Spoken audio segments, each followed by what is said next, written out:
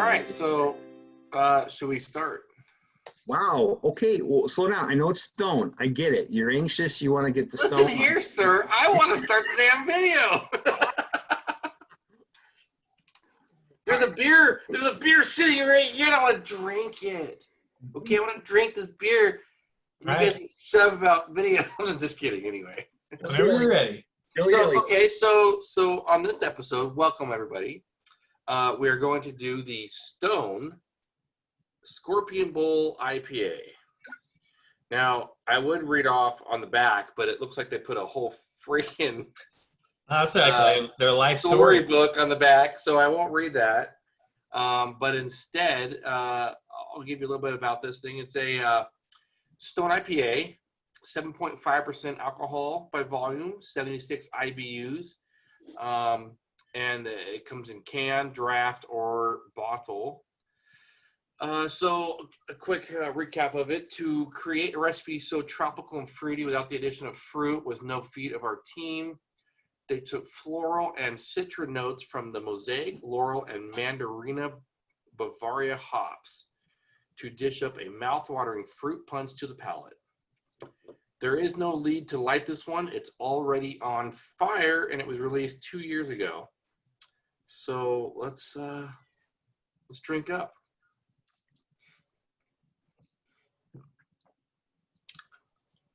Oh yeah. Oh yeah. Now, I like to add that when I think of an IPA, I almost automatically think of Stone Brewing. I just love their beers. So this is no different than what I normally get from them. It's just it's a nice beer. It really is nice. It really is. I've had a lot of their stuff, so good comparison. I had COVID-19. What? I think I might have COVID-19. I don't think you're supposed to say that in the video, but why? Do you not taste anything? This tastes like fruit punch. I think that's what it's supposed to taste like. Is it? Do you taste? What is wrong with you, boy? You literally said a fruit punch to your palate or whatever earlier. No, like a mouth-watering. Like I was thinking fruit punch. Yeah, a punch, like as far as like with so like I'm on their website right here, and it says an explosion of tropical aromas, essences of hibiscus punch, pineapple, tangerine, guava, mango, and passion fruit. There's a lot of fruits. And the flavor profile, complex and layered fruit throughout, including juicy tropical fruit, tangerine, strawberry, blueberry, and subtle herbal notes. I'm COVID free at the moment. Then I am tasting what I am smelling, and on the back end, I get a fruit punch mixture, if you would. This is really freaking good.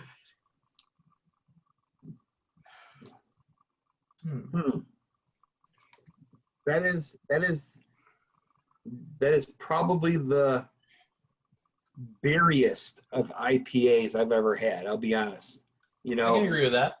Not because obviously other IPAs, you get citrusy, you get pineapple, you get grapefruit, you get whatever, that kind of stuff with it. But this would be the berriest of the fruits or whatever as far as thrown in there. For me, it's hard to pick out just one. Yeah, no, for sure. This is really freaking good. It's pretty complex too for an IPA. It's very complex because I can't pick out more than one or two flavors. A punch to the stinger is what it says too on the front. Generally, I don't want anybody punching my stinger. That'd be bad. In this case, I guess it's okay. Wow. You know what? The aftertaste is interesting too. I like that. There is a fruity aftertaste. There is. But now let me ask you, do you get a fruity and then kind of a little bit of a dryness at the end? Yes. Okay, cool. I was a little worried about that. Maybe it was only me, but I thought that was very interesting that, you got the flavor out of it, and then at the very end, man, it kind of went dry on you all of a sudden. It does. You know, All right. and that's wild to me. I'm gonna That's jump wild. on. I'm gonna go first. Ooh, on he's this gonna one. rate it first. I'm Go gonna give UJ, this. go I'm gonna give UJ, this. go UJ, go UJ, go. This gets a 6 for me. This gets 6 bottle caps. Compared to other stuff that we've drank this evening, recording some other of our last videos, this is the last one I would pick out of the cooler if I had all of the other options available. Again, I am not the IPA favorite guy. I'm more malty and hoppy. I'm still learning to appreciate IPAs. And I'm just going to say that this one, it's a little harsher, and the other IPAs we've had have been smoother, and you can recognize the flavors a little easier. And this one, it just doesn't sit well on the palate as much. I wouldn't go back for a second. That said, I'm still going to drink it. Well, I have to disagree with the flavor, or with your assessment in general, just because I like IPAs. This is very good. This was more drinkable, I believe, than the last two we had. I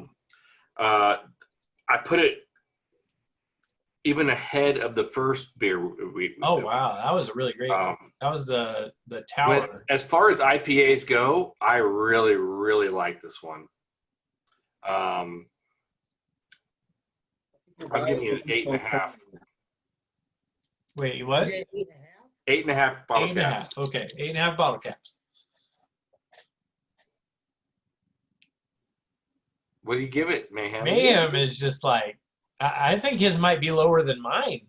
No, not at all. Not at all. Because it is a uniqueness.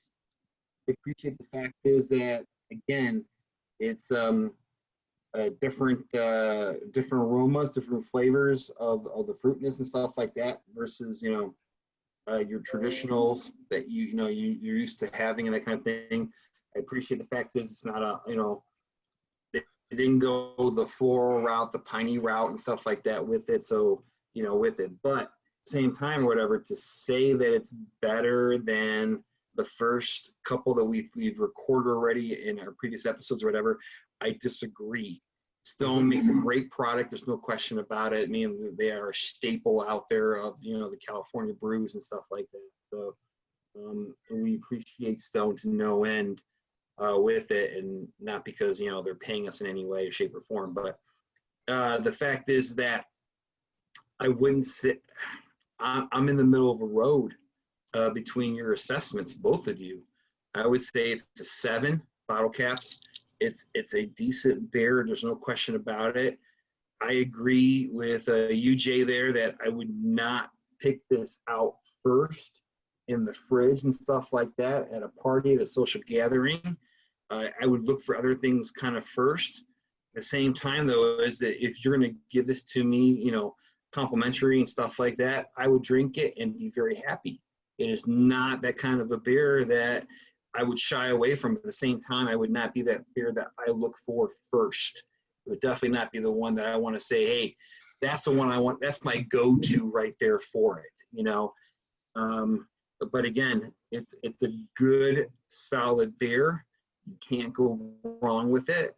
It's the That's flavors, a fair the assessment. aromas are all delicious, but it's not the one that I would want to reach out and grab right away. There's other ones out there for sure that I'd rather have first, but it is definitely a solid straight across the board kind of a beer. Absolutely. Sure. Well, I might just be, a Stone fan just because I've drank so much Stone. So, if I see a Stone anything in a cooler, I'm automatically going to it. That's just me. Well, everybody out there in YouTube land, please like, comment, subscribe, hit that bell, ask us anything on the comment section. We love hearing everybody's thoughts on these episodes and what we could review in the future. On that, have a good night. Beer Buddies, Las Vegas. Take care. And cut.